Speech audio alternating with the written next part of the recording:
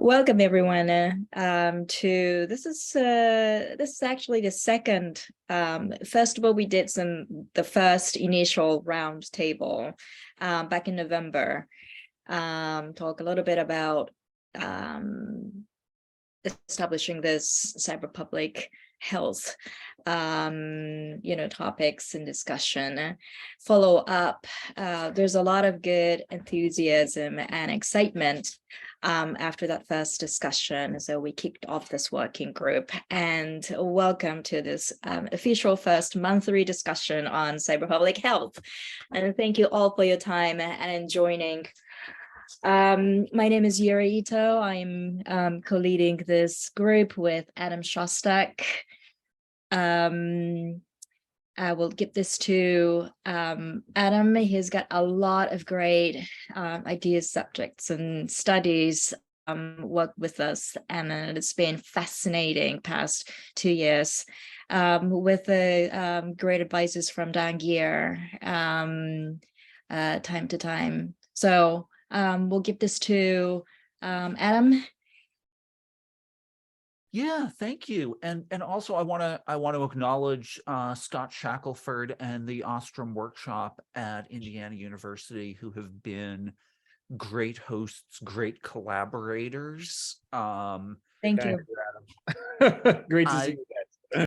Great to see. And sort of by way of context for what we're doing now, I met Scott when we were collaborating on his book on cyber peace.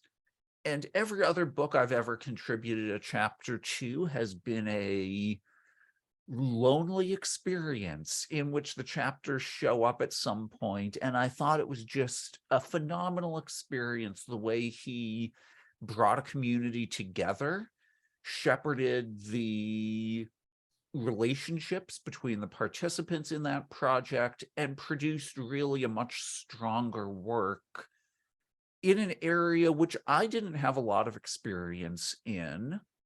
And so when we were talking about how to build a science of cyber public health, I reached out to Scott because that experience was a good one, and one that we hope to replicate here, because Yuri and I have shared this vision. Even before we knew each other, we shared this vision that there were other ways of thinking about cyber than the military frame, than the single enterprise frame. And so we're viewing this as a journey, hopefully a rewarding journey for everyone who takes part, where we don't necessarily know where we're going to end up, but we hope that through conversation, collaboration,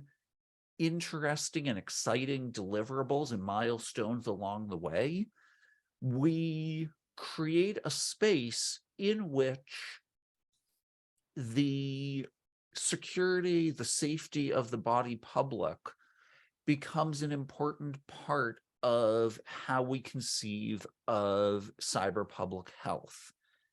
And so I couldn't be more excited to have Dan Geer here with us today. Dan really needs no introduction, but I'm going to introduce him anyway, because his contributions to cybersecurity have been broad, deep, meaningful for many, many years, to the point where I had actually sort of lost track that his PhD is in epidemiology, if I have that right, Dan? Biostatistics and epidemiology. Biostatistics and epidemiology. And so not only does he have a great cybersecurity background, but he has a background in the thing on which we are, in the things on which we are drawing as we use metaphor and think about what cyber public health could look like. And so with that, Yuri, anything else we should add before we hand the floor over to Dan? Thank Scott, do you. wanna say a word? Can I Oh. get the words? Sorry. Thank you for introducing your colleagues. I'm new here. And do we have enough time to introduce myself? And sorry if I made some mistake in speaking because English is not my native language. I'm Ivana Luknar. I'm PhD in cyber terrorism. I'm a sociologist and PhD of political science, and I'm very interested in impact of technology on society in general and in new information communication technologies and policies. That's why I applied for this workshop because I think the cyber issue will become a very, very important part on every in every aspect of contemporary society, and this topic is something that we should consider and advance. Thank you for the opportunity to listen you, and it was nice to meet you. It's pleasure. Thank you. I hope it will be more opportunities to listen what you're doing, Adam and Yuri and Dan and other colleagues, Scott. I also wrote a book about cyber policies, about strategies here. I'm from Serbia. I'm working as research associate in Institute for Political Studies. Wonderful. Well, Ivana, thank you for introducing yourself. I'm not a very weird person, just listening, not telling anything. No. We had actually planned to do intros afterwards. I didn't want to interrupt you, but we will have some space for everyone to introduce themselves and respond after Dan speaks. So thank you very much. No stress on jumping in. Thank you. We welcome the interactivity and the engagement. So great to meet you. Thank you. Thank you. With that, maybe let's turn the floor over to Dan to talk about relative and attributable risk in adversary assessment. Adam, are you going to play the recording? Yuri is going to do that. Okay. Well, thank you for the introduction. I recorded a little talk for a closed meeting in Washington, and now I'm going to share it here. You're welcome to, as I will say shortly in voiceover, you're welcome to take this and do with it what you can, and we'll discuss that some more later. So Yuri, why don't you press the right button there? Okay. Thanks, Arastu. Hello, my name is Dan Geer. As you know, I have a background in cybersecurity, as you probably know. Before that, I was in the world of biostatistics and epidemiology. I want to draw a little bit on that world for a tutorial, shall we say, and measures that might be relevant in the current setting and relevant to this audience. Again, I'm going to be relatively tutorial about this. We're going to do what amounts to an epidemiology drive-by. Because this is recorded, the recording, of course, is in the hands of the meeting's organizers, and they are welcome to put it somewhere to share. That's fine with me. Beyond that, let's go. I wish I could do this interactively, but that's not an option. So, let's turn to a little terminology.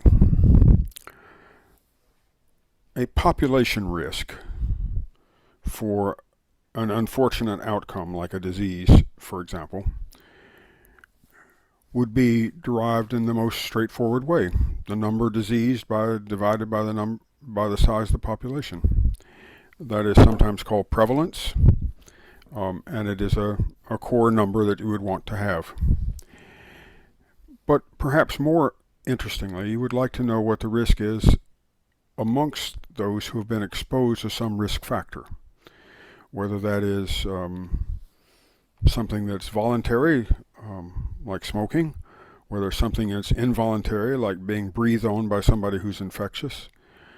That is the risk of the outcome that you're worried about amongst those who have been exposed to the risk factor. You're also interested in the risk amongst those who have been not exposed to that risk factor.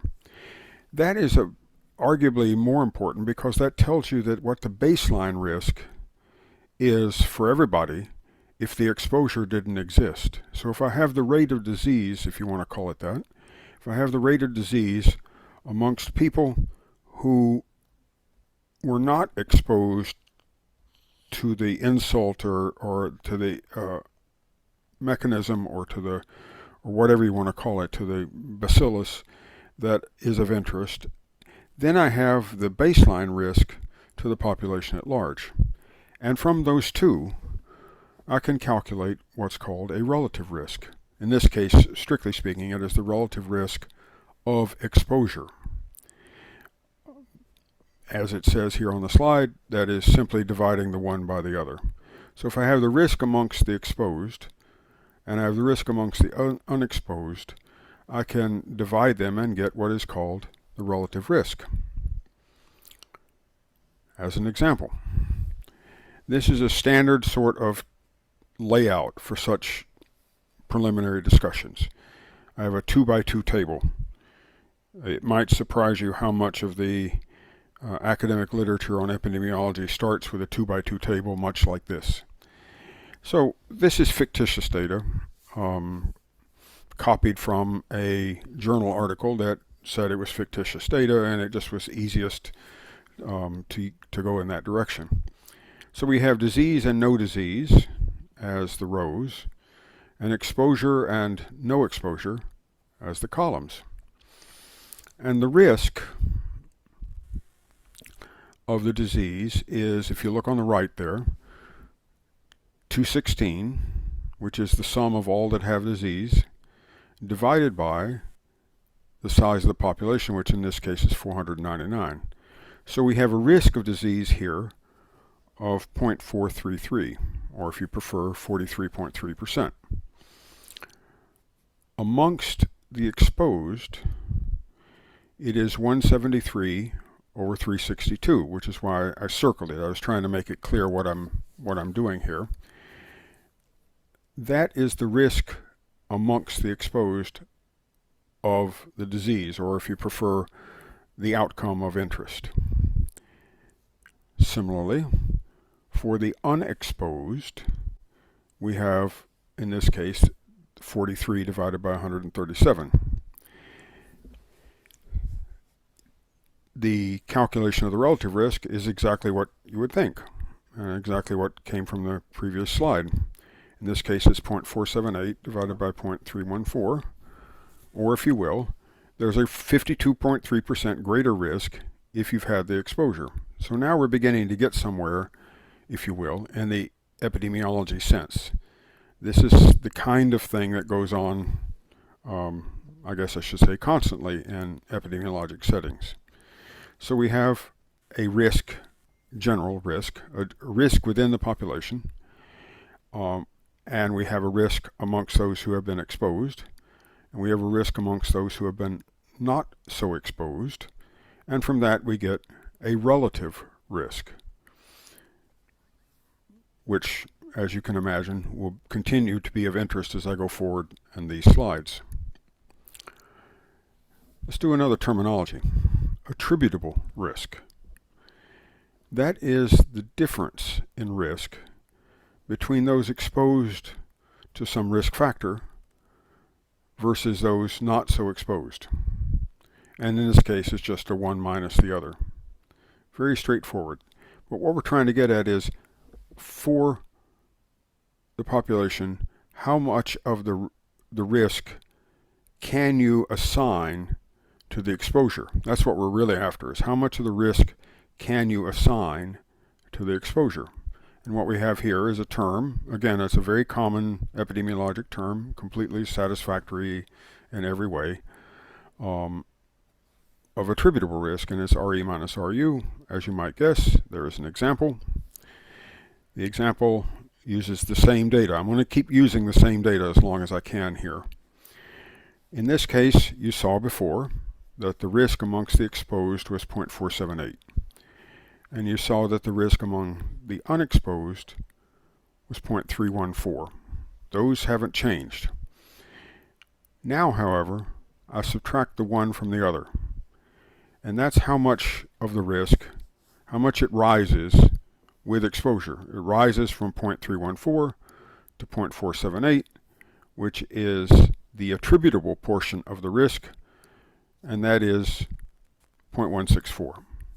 So we've taken a little bit further step here and gotten the attributable risk for this exposure relative to this disease.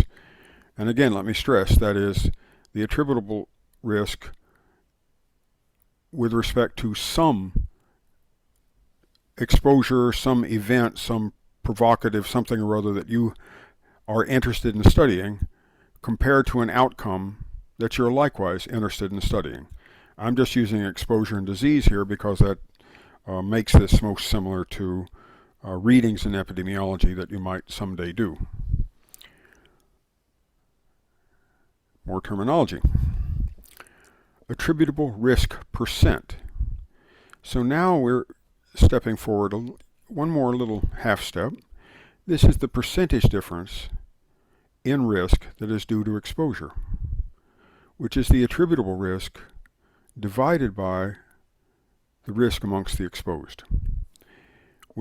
Now the attributable risk, as we saw in the previous slides, was the risk amongst the exposed minus the risk amongst the unexposed. So where in the third line here we have AR over RE, that's equal to the definition of attributable risk, RE minus RU, divided by RE. But since from the previous definition, relative risk is, I will back up and show you. Relative risk is RE divided by RU. So here, if we divide that equation, RE minus RU over RE, by RU, what we get is relative risk minus 1 divided by relative risk. Those are all just arithmetically equivalent, but I'm trying to show you what you might find, again, if you read an epidemiologic paper, or if they use the terms different than this, you need to know that. So attributable risk percent is the percentage difference due to exposure, and again, there's an example, the same example. So before we calculated the risk amongst the exposed to be 0.478, and we calculated the risk amongst the unexposed to 0.314. We subtracted the one from the other, and we got 0.164, which is the attributable risk. We divide that by the risk amongst the exposed. And now we can say something that perhaps is interesting to those who are not performing the calculations, to people at large, if you will. And that is, in this case, 34.3% of the disease amongst the exposed is due to the exposure. Now let me step aside here for a second and say, of course, for a disease that has more than one cause and so forth, it's more complicated than this. I am just using the single exposure, single disease part here because it is straightforward to explain, even in a recording that is being done before a meeting where people will hear it. So let's just remember that this is for the single exposure, single disease case, and that there are complications when you move to multiple causes and the like. All of which, by the way, has all of that has an extensive literature. We're not going to go that way today. We're just going to say here that 34.3% of the disease amongst the exposed was due to the exposure. Let's do a little more. You saw before that the population risk, or R, is the number of disease divided by the size of the population. It's also occasionally called the prevalence. You saw before that R sub U, which is the risk amongst the unexposed. Now what we look for is something called the population attributable risk percent, which is the percentage of the disease rate and the overall population that can be attributed to the exposure. This is important. In any case, it is R minus RU over R. In other words, you take the population risk, you subtract the risk amongst the unexposed, and you divide all that by the population risk. Why would you do that?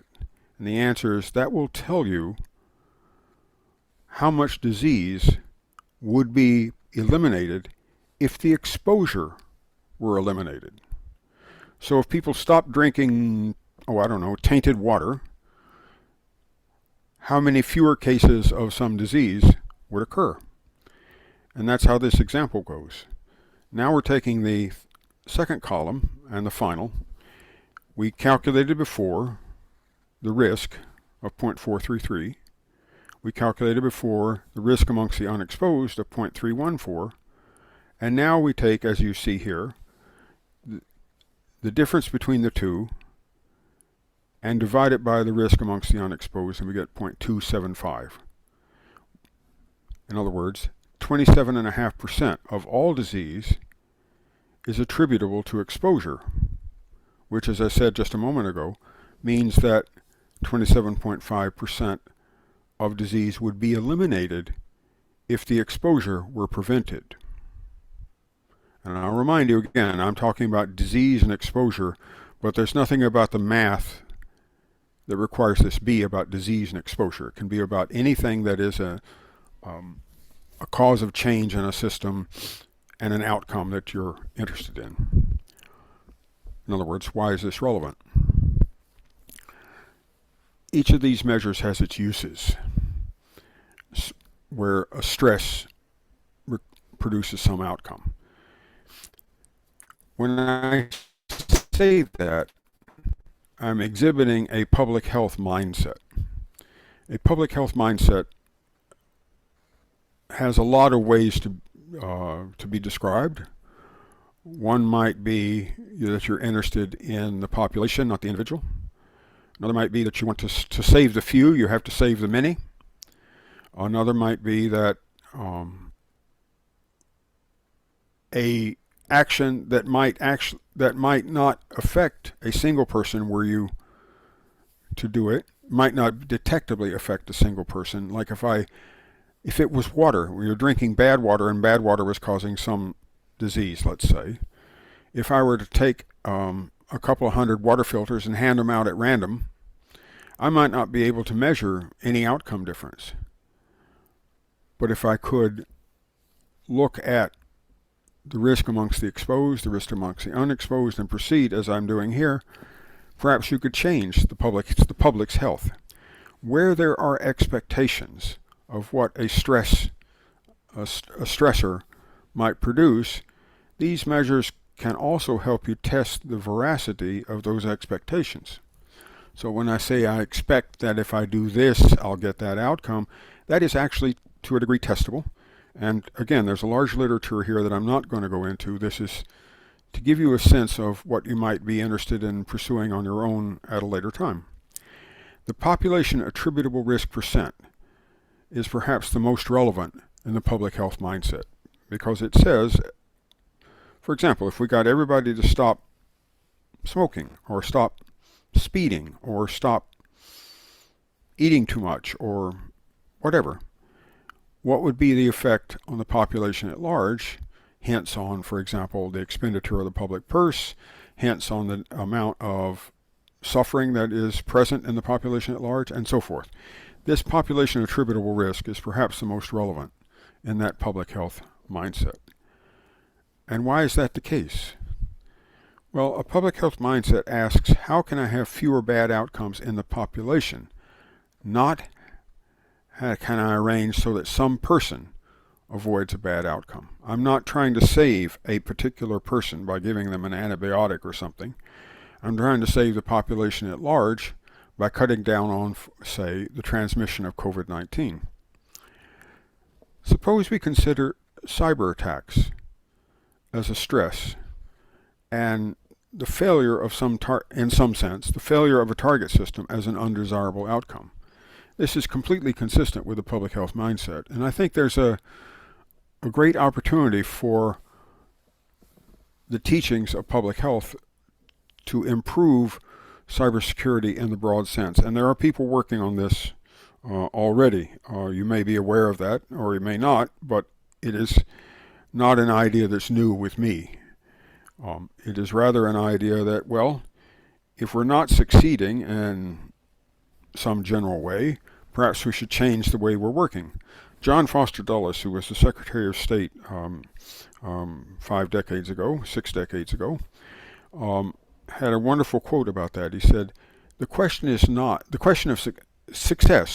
success is not whether you have a hard or nasty problem to solve. It is whether it is the same problem you had last year. And so what I'm suggesting is that if we take a cyber public health approach, maybe by this time next year or next 2 years or something, maybe soon we'd be able to say we have different problems. That would be progress, believe it or not. Let's look at a fictional situation. The exposure might be an unpatched vulnerability of an endpoint.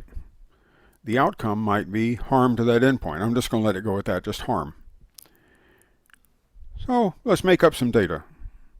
Say 400 of 1,000 endpoints were found harmed. Maybe they have a bot. A botnet's a good example. So 400 of 1,000 were found harmed. We have, by some means, measured that 80% of the unpatched systems will be harmed in some way. Now we have the risk amongst the exposed, because we're treating the lack of patching as an exposure. Let's say that 10% of the patched will be harmed by some means. Not necessarily the same means, but will be harmed. So now we have a risk amongst the unexposed. From that we can find that we have a relative risk of 8. That is to say, an 8-fold increase in the risk of disablement when you're not patched. Interesting. It says that the attributable risk is 70%. So a 70% risk difference between the patched and the unpatched. Not very complicated arithmetic here, by the way. The attributable risk percent says that 87.5% of the population risk is due to the lack of patching. Again, the calculation is just as you saw in the terminology section before. So the risk amongst the exposed minus the risk amongst the unexposed divided by the risk amongst the exposed, or RR minus 1 divided by RR. And we get 87.5% of the risk is due to not being patched. And finally, the population attributable risk is that 75% of all disablements would have been avoided had patching taken place. Now again, you're looking at fictitious data, but this is the way you would think about it, if you were to take the part of the public health viewpoint that I'm suggesting you might want to look at. So here's a little example with I made it up data. I said this before, but I think is where I want to say it again. Your outcome doesn't have to be something that's unfortunate. It just has to be an outcome. It can just as easily be a good outcome after an intervention. The math is symmetric.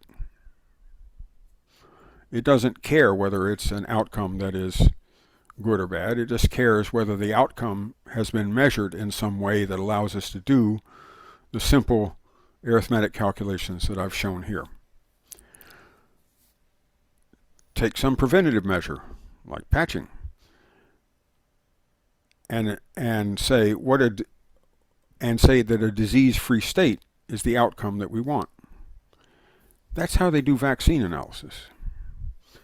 By using the symmetric math here, only in this case the intervention is to result in a disease-free state.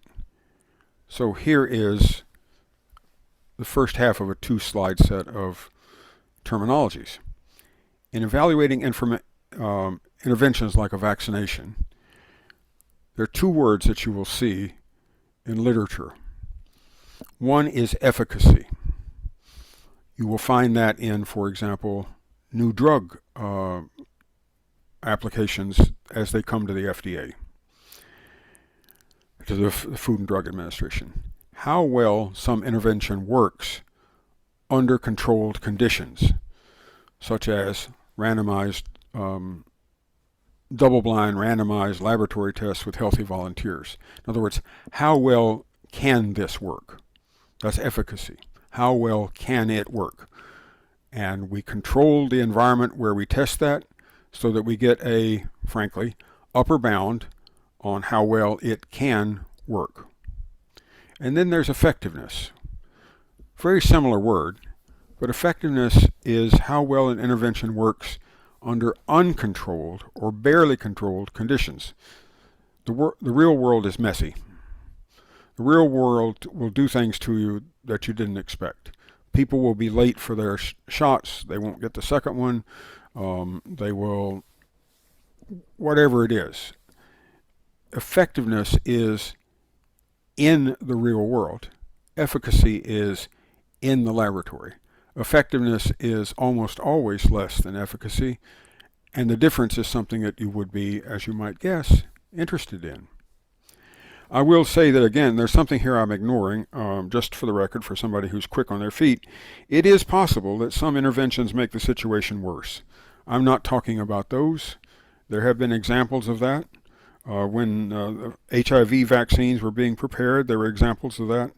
But I'm not going to go there. But if you already had that thought, I would suggest putting it aside for the next few minutes. So here's another bit of terminology. Again, symmetric math. Infection rate for unvaccinated people. IR sub U. Infection rate for vaccinated people. IR sub V. Vaccine efficacy. Does that look familiar? It should. It's the same symmetric math. IR minus IRU minus IRV divided by IRU. Nothing exotic here. So let's do another fiction. Suppose that our vaccine is enforcing password quality. And again, what we're using as an outcome, in this case, is account takeover rate. So make up some data. 120 out of 1,000 accounts that haven't had any password quality control exerted against them might be taken over. That gives us an IR sub U of 12%. Suppose that only 10 out of 1,000 accounts whose passwords were subjected to password quality control at the time of entry were taken over. That's a 1% IR sub V. And what we see here, again with the same math, is a vaccine efficacy, in this case enforcing password quality as a hopeful way to get account takeover rate down. Vaccine efficacy with this fictitious data is 91.7%. That's a fine value if you it's a fine value if you can get it, so to speak.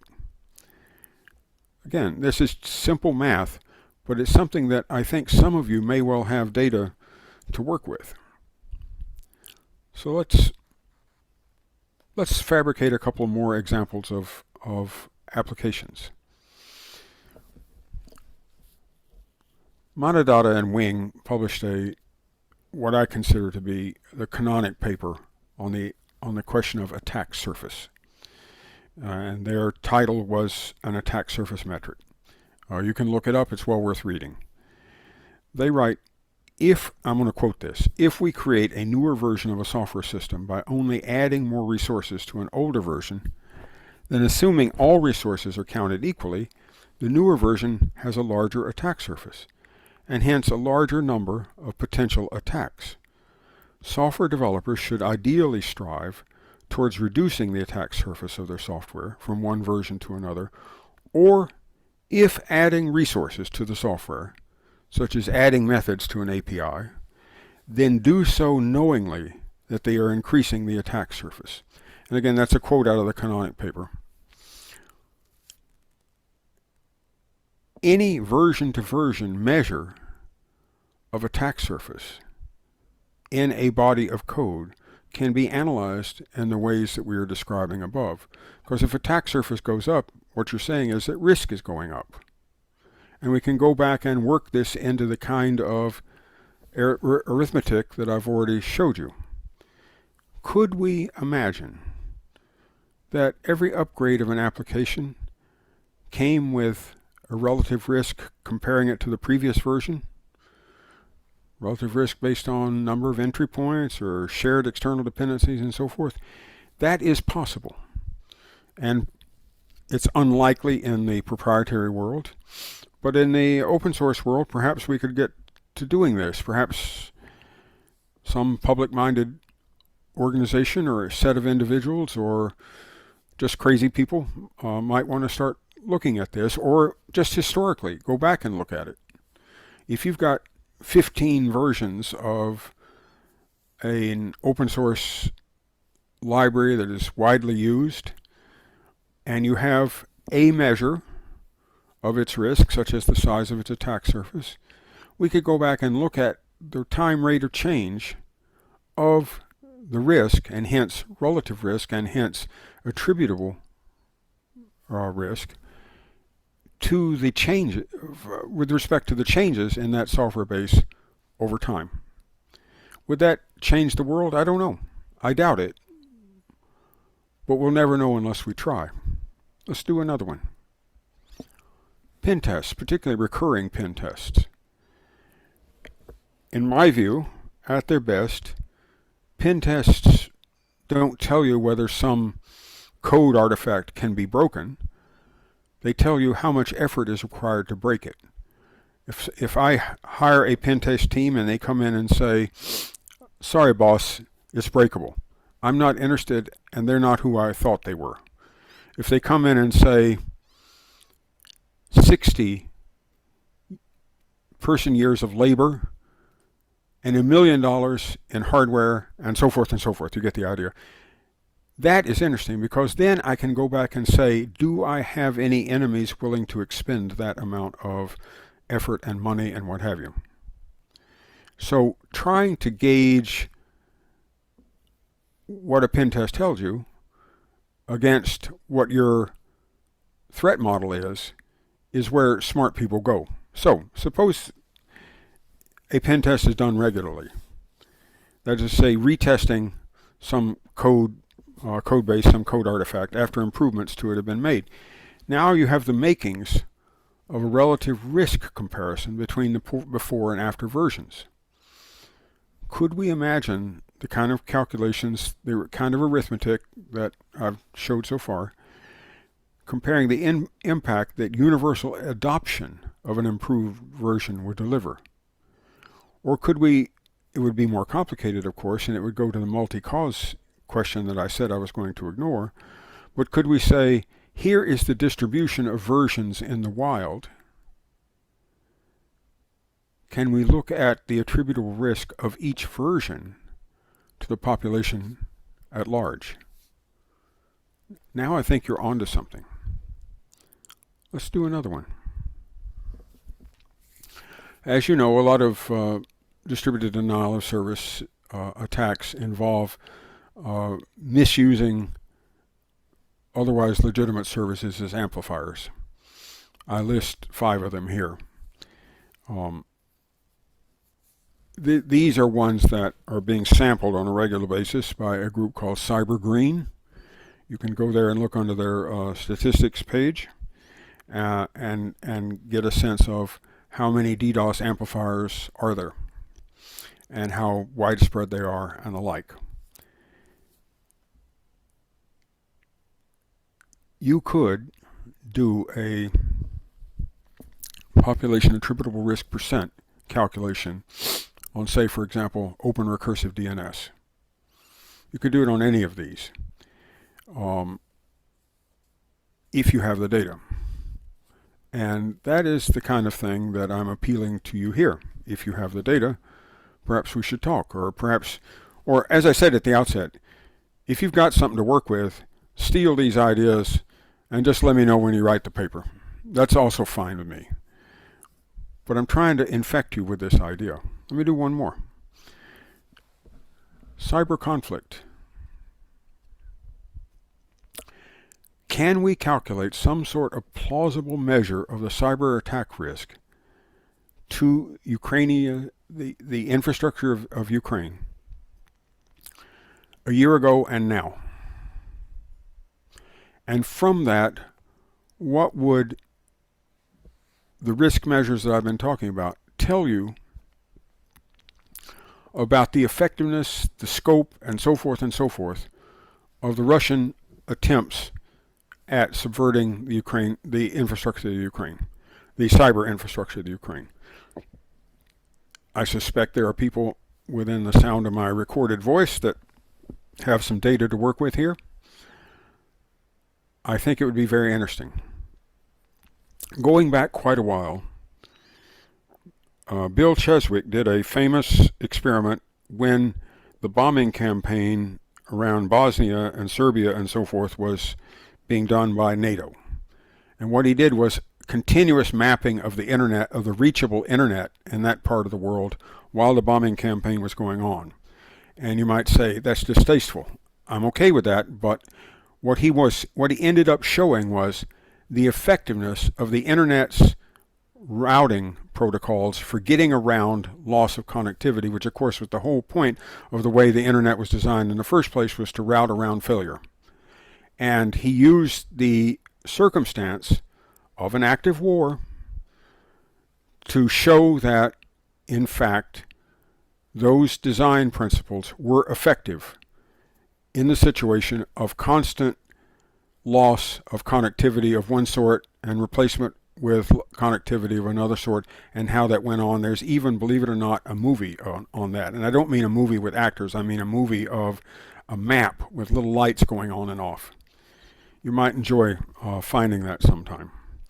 But in any case, we are right now at a situation where it is possible someone within the sound of my recorded voice has data that would allow us to do some of the calculations that I've been describing. And so I'm going to say that that is my contribution to today. I will also say that you're welcome to be in touch. I am dan@geer.org. I guess I should have put that on the slide, but I am dan@geer.org. I'm good about answering. I'm not good about answering promptly. Sorry about that, just the facts. But be in touch if you like. And I hope that at the end of the day, this proves to have been at least a tickle to your imagination. Thank you for the invitation, Jeff, and away we go.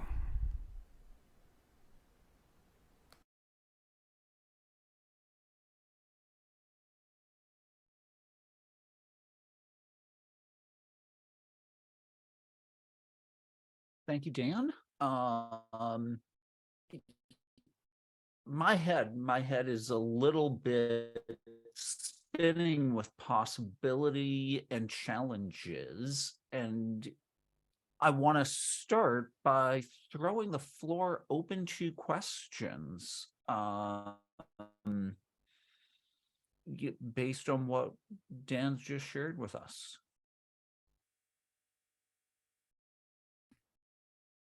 Let me just say one reminder. This was recorded for a closed meeting. So you'll notice that I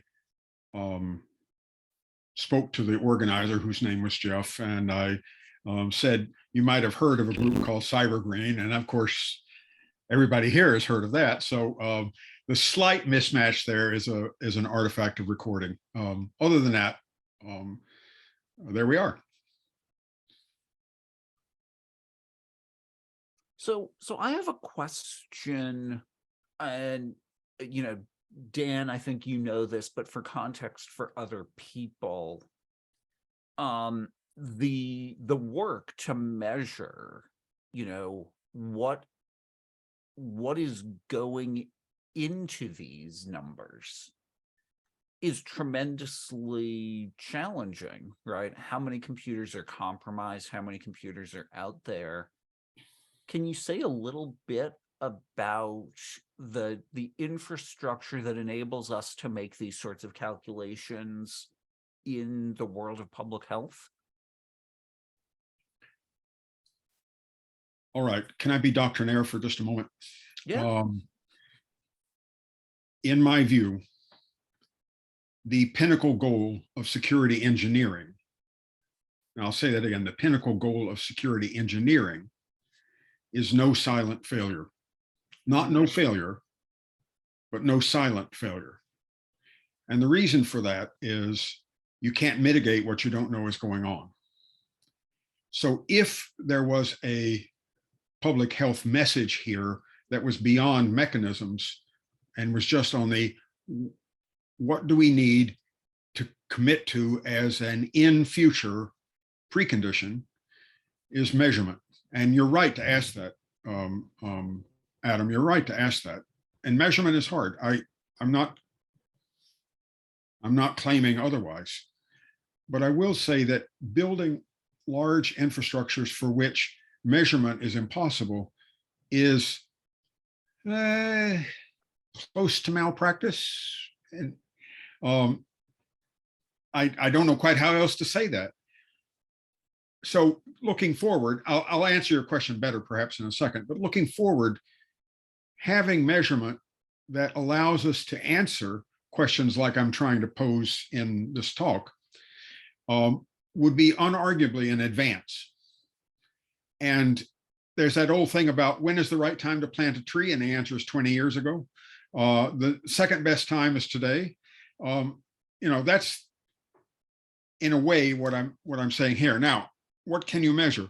Let me say something again in a little bit of a statistical glossing over, which I'm prone to do, but maybe I can get away with it. And that is, if you have a measure of some sort, the important thing is that it is consistent. Like you say, I always miss 30%.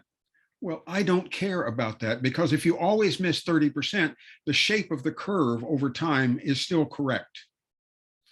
So what you're looking for as measurements are ones which you think you can continue to do in a consistent fashion, and that the errors in those measurements are not somehow pathologically correlated with an outcome that you're trying to look for. Does that make sense? Adam, I'm going to look at you. Does that make sense? It does, and this ties to your work on, for example, tracking supply chain incidents. Sure. You've got a consistent methodology, and so the data, even though it's against a small subset of what might be happening, is at least consistent and at least tells us something, as you say, by the shape of the curve. So suppose we got in the position where a software bill of materials was actually a requirement, that merchantability, as they call it, required a software bill of materials. What would that tell us? And it might tell us that I'm not really picking on them, but I know there's been some publicity about whether or not a large percentage of Android phones are unupdatable. If they're not updatable, a software bill of materials would then lead us to some of the risk estimations that I was talking about, because this component is 4 years old. There's 6 CVEs on it, 2 of which are remotes, and that leads you by deduction, I should say, that leads you by deduction to perhaps what you're looking for. But I will say again, this is not easy, but I'm trying to think of a way to find things which are immune to, say, for again, the measurement error. You always miss 30%. Okay, immune to that is looking at curves, is doing time series. Fabulous. Do some time series, and remember that you're not getting truth, you're getting prediction, as an example. I think we are at this point sophisticated enough to say something about errors and the degree to which errors can be pushed aside while we think about actions that we might then take. Does that make sense? Yes. Yes, thank you. Now, the previous audience I was talking to, and you will have noticed I said a couple of times that information you might have access to did include military folks and did include people who were in East Europe at the time. Where they went with that, I have no feedback. But that audience did include military people and included people in Eastern Europe. And I'll let it go at that because I was not privy to the attendee list, if you see what I'm saying. Okay. For anybody who wonders, I don't have a clearance. So there are times I have to beat around the bush like that because I don't know. I want to open the floor to questions. I see Irv, you had a comment. Do you want to expand on it verbally if you're in a place with a good microphone and some quiet? Sure. Yeah. So many of you probably know that Ann Neuberger has been pushing hard for some kind of cyber labeling approach for our nation. I'm guessing it will be in the National Cyber Strategy, which is coming out fairly soon. And so the obvious question that comes up is, well, how do you label things? Like what metrics do you use and all that? And so, something like your methodology, Dan, could potentially be applicable to, to that realm. And I think, so applying it generally to software, I think is a bit problematic, and we could talk about it because just because you have to get into trade-offs and assessing risks and benefits of newer versions of software versus, yeah, there's more vulnerabilities, but it's only one factor in a lot of factors that one then has to weigh. But I think the whole point of this labeling thing is it's more specific. And in fact, they're starting with industrial control systems, right? Which aren't just 100 million line software programs, right? And so I could see there being a lot of, and they're also much less dynamic, right? They don't change as often. So anyway, I just throwing this out for the group, but they're gonna have to come up with something. So yeah, yes, indeed. The industrial control system space is a great example. It's a great example of where you might apply things like this because they have, to a degree, a kind of localization of function and observability that other things don't. And perhaps that's the foot in the door. Wonderful. So I'm happy to take more questions if people, or Dan, I'm going to volunteer Dan to be happy to take more questions. But also I wanted to give folks a chance to introduce themselves because one of our goals here is to enable collaborations. And I saw one intro come by. Ivana kindly introduced herself. Who, if we want to go around and just maybe 30-second-ish intro of what your interests might be and if you can bring some data or other things to the table, that would be great. And I am going to, just for bureaucratic reasons, suggest we go in alphabetical first name order. And I know it's late for you, Anil, but do you want to kick us off? Yeah, sure, Adam. I am the huge fan of the Adam. I want to learn threat modeling from you. I'm joining the new company at the Visca division of JP Morgan. They assigned me the new threat modeling projects. So I'm trying to learn. I follow your courses. I followed your notes for learning threat modeling and working to closure of the threats on the application. I have the total 13 years of IT experience.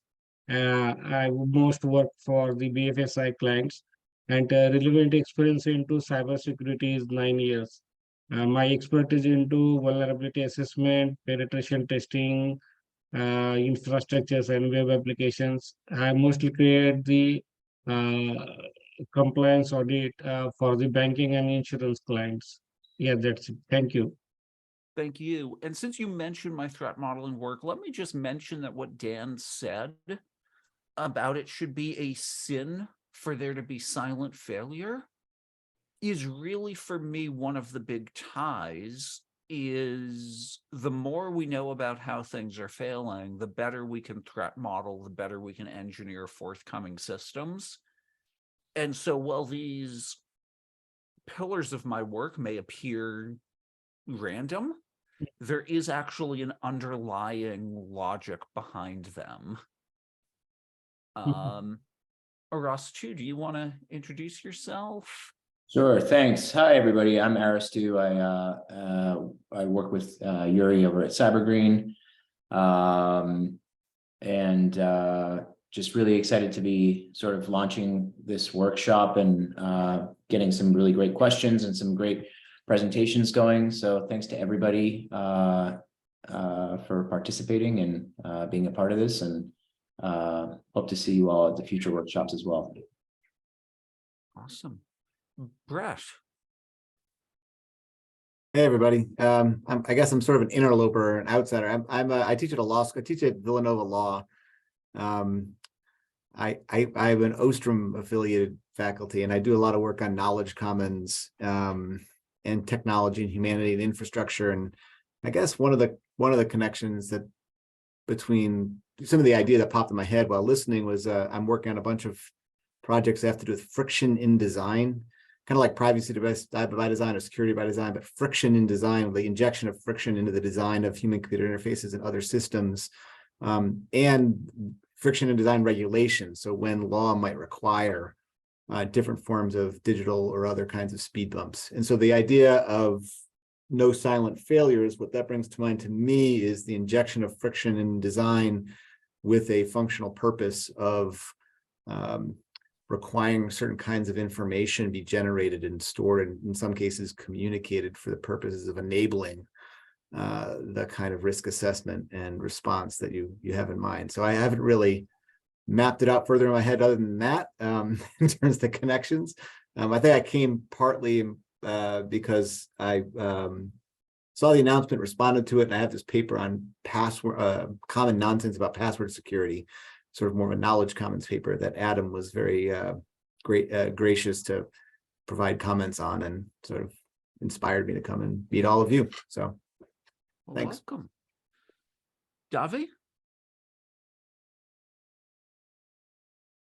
Well, thanks for having me. It's been fascinating to hear what we're talking about here. It's always good to work with like minds. I'm used to being in environments where I don't share opinions with anyone. I started out as a historian, I guess I should say that first. My background was in ethics of intervention, in particular the Horn of Africa, methods used by the first special forces, Ord Wingate, in pushing the fascists out of Italy, a lot of disinformation tactics and so forth. I had a habit in computers, and so from about 1995 to 2005, the first decade of my career, I spent a lot of time on availability. I just became a security person, worked a lot on pen testing in the sense of denial of service. The second decade, I probably spent 2005 to 15 in confidentiality, building encrypted systems, culminating in field level encryption on a NoSQL database released. And then the last decade's been mostly in integrity. So I'm working now under Tim Berners-Lee and Bruce Schneier on the Solid project for the W3C, which is kind of full circle for me because, of course, disinformation tactics and warfare is all about integrity of data. And I'm trying to find solutions, maybe to the point of this discussion, on how you figure out who's infected in a way that's reliable enough that you could intervene without crossing ethical boundaries, stepping in where you shouldn't, taking control where you shouldn't. Yeah, so Wonderful. fascinating discussion. A lot of opinions. I don't know where to jump in. none of us know where to jump in just yet. So don't feel bad about that. I think we're going to need to establish new cross-boundary collaborations that will surprise us all. So thank you for admitting to the question. Michalshi, I'm probably mispronouncing your name. I apologize. It's not a problem. It's easier when you call me Mickey, but I saw that in my chat I didn't wrote my name. So my name is Mielch Santa. I come from North Macedonia. And my background is in information systems, but I aim to initiating, let's say, cybersecurity stream of research and center in North Macedonia. And my personal interest is more or less how to enable, or let's say, push forward cybersecurity in resource and knowledge constrained environments, which are more or less like developing countries. And that is why I'm establishing a group of scholars from Eastern Europe that will work on these aspects. And yeah, and here I'm more testing also in my normal research, like the workarounds, how people use workarounds to get some security or not following the right way or the prescriptive way when they have constraints in resources and knowledge. And I have worked for a long period of time with groups on One Health, where we were trying to overcome the problems where you look not integral to the aspects, like then the COVID boomed and we got like animals, human, environment and economy interrelated aspects. So I was interested like how to have this in cybersecurity, because you have to combine the technology, the people, the context, the resources. So I'm rather initiating this research, but I work with Scott and we're trying to, let's say, see what we can do together, and I hope in the future together with you. Wonderful. Paul. I gotta unmute. Well, howdy. I'm Paul Rosenzweig. Sorry, I was a little bit late to the meeting. It's always good to hear from you, Dan. I'm an attorney. I work on metrics ideas more from the policy perspective than from the actual data perspective. So I have no data to bring to the table. But I'm delighted to be able to engage in this discussion. And I offer only the following comment. When somebody like Dan says that it ought to be a sin to have undiscovered failures or unpatchable systems, I hear you ought to be liable if you have undiscovered failures and unpatchable systems. So it seems to me that it's unlikely that we're going to be totally successful in getting the data that we need to really make concrete measurements. But if we can identify interim process guideposts and guidelines that would be effective ways and means to achieve better security, that might be the best that we can hope to achieve. Anyway, thanks for having me, guys. Thank you. Scott. Hey, sorry, great to see you. Great to see everybody, including you, Paul. It's been a while. And apologies for, I jumped off for a few minutes. I had to pick up my girls from school.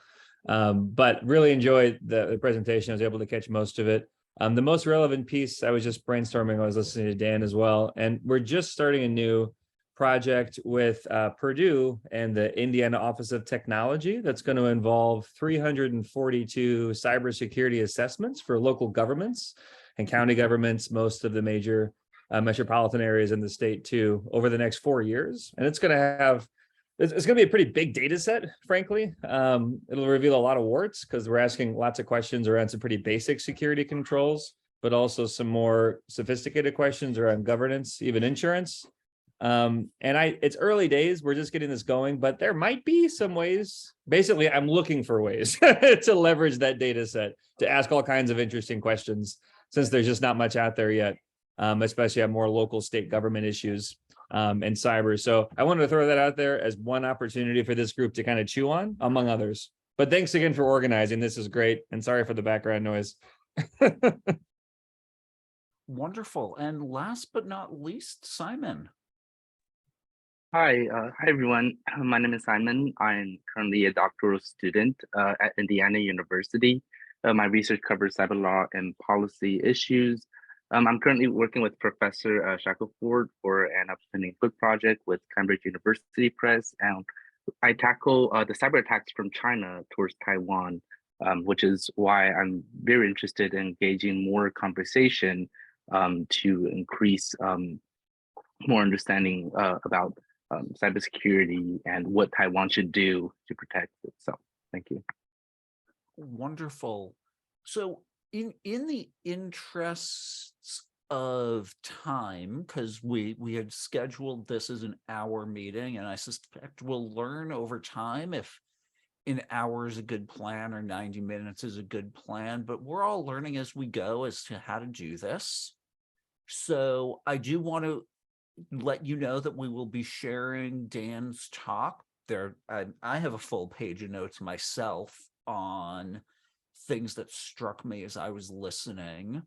So we'll be sharing Dan's talk. Next month, I'm going to be sharing some work that Yuri and RS2 and I have been doing on what we call a cyber belief model, about how people, drawing out of public health, how people's beliefs influence their likelihood to take action. We've just released a tech report on that. I'm really actually quite excited about that. And so if I would love to encourage you all to mark your calendars for the 4th Thursday of the month at the same time, 3 Eastern. And we'll send out some reminders, and I will encourage you to talk to one another, to, you know, if you heard interesting things, please do not feel any implication that you've got to include anyone else. Let's have many-to-many collaboration. Let's talk about this. And last but not least, if you've got things you would like to share with the group, we would love to hear from you, give you a forum, give you feedback, find you collaborations, find you collaborators. So thank you all so much for joining this first meeting. And Yuri, any final words? I'm trying to close with this applause. Okay. Thank you very much, all. Looking forward to the next round. Thank you. Bye. Thank you. Bye.